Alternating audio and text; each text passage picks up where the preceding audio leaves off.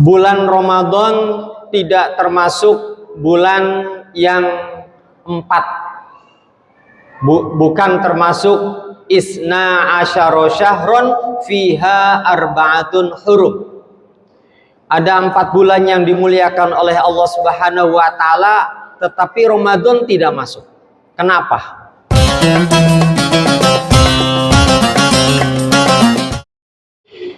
Assalamualaikum warahmatullahi wabarakatuh. Alhamdulillahilladzi unzila fis samai ma'an tahura mubarakan. Alhamdulillahilladzi ja'ala ramadana syahrul mubarak. Alhamdulillahilladzi unzila fihil qur'anu hudaw wa rahmatan lil mu'minin. Wa amma ba'd. Hadratul muhtaramun, para hadirin jamaah salat di Masjid Sabilul Muttaqin, khususnya para pimpinan Pertamina RU 6 dengan seluruh tingkatannya, yang semoga menjalankan tugas-tugasnya dengan penuh amanat dan memberikan kesejahteraan bagi Indonesia. Hadirin rahimakumullah, bulan Ramadan tidak termasuk bulan yang 4, bukan termasuk isna asyara syahron fiha arba'atun hurum. Ada 4 bulan yang dimuliakan oleh Allah Subhanahu wa taala, tetapi Ramadan tidak masuk. Kenapa? 4 bulan itu 3 bulan berturut-turut, yakni Zulqa'dah, Zulhijjah, dan Muharram, dan 1 lagi bulan Rajab. Ramadan yang disebutkan oleh Rasulullah Shallallahu Alaihi Wasallam sebagai syahrun azimun mubarak, bulan yang mulia dan penuh berkah, tentu mempunyai keistimewaan.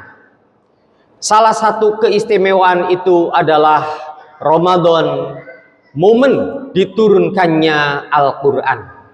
Inna anzalnahu fi lailatil qadr.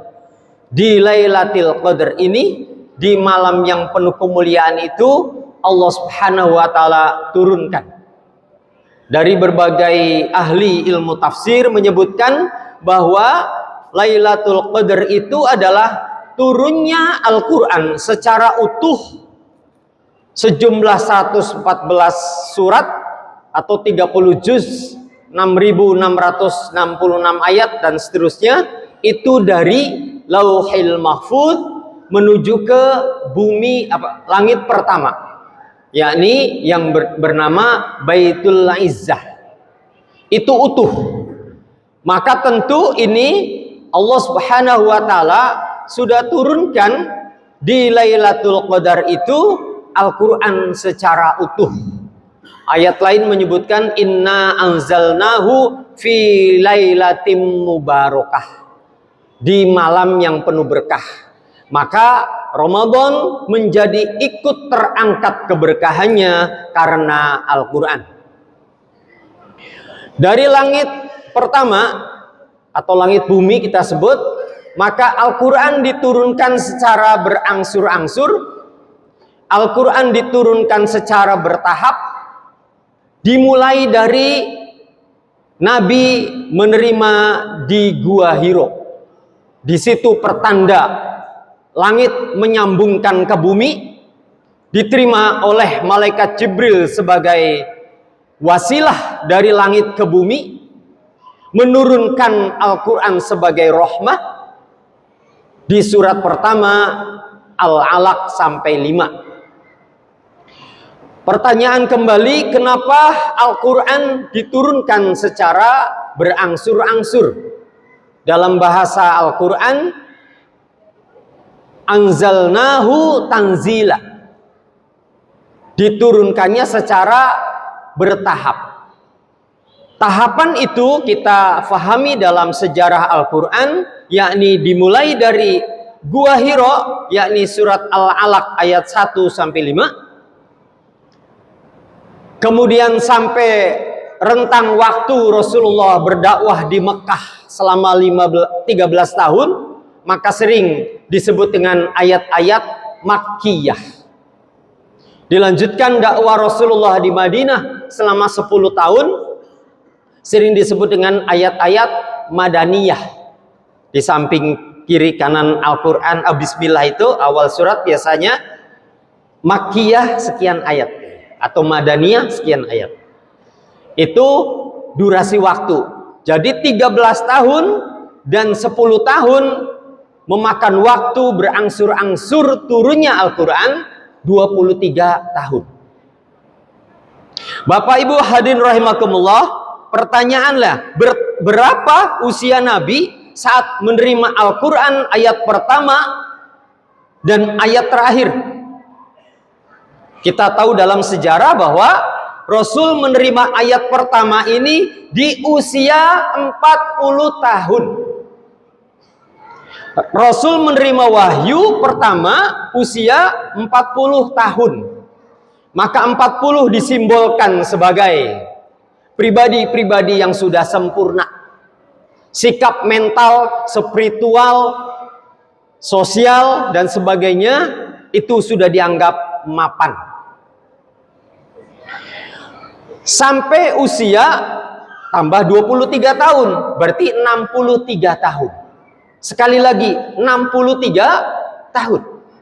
Yang kemudian turut di usia 63 tahun itu Rasulullah SAW menerima ayat terakhir di padang mahsyar, di padang Arafah. Al-yauma akmaltu lakum dinakum. Hari ini telah kusempurnakan agama bagimu. Abu Bakar mendengarkan ayat ini langsung terseduh menangis. Itu pertanda bahwa Rasulullah SAW sudah sempurna menyampaikan risalah Allah Subhanahu wa Ta'ala. Begitu sensitifnya iman Abu Bakar, maka begitu ayat itu disebutkan langsung menangis. Al-yauma akmaltu lakum dinakum wa atmamtu alaikum ni'mati, dan telah kucukupkan nikmatku kepadamu, wa raditu lakumul islama dina, dan kuridhoi Islam sebagai agama. Usia 63. Jadi hadirin rahimakumullah, makna Al-Quran diturunkan secara berangsur-angsur tentu punya maksud. Bahwa membaca Al-Quran juga tentu tidak bisa langsung sekaligus. Dalam ayat lain disebutkan warattalnahu tartila wa nazzalnahu tanzila. Warattalnahu tartila.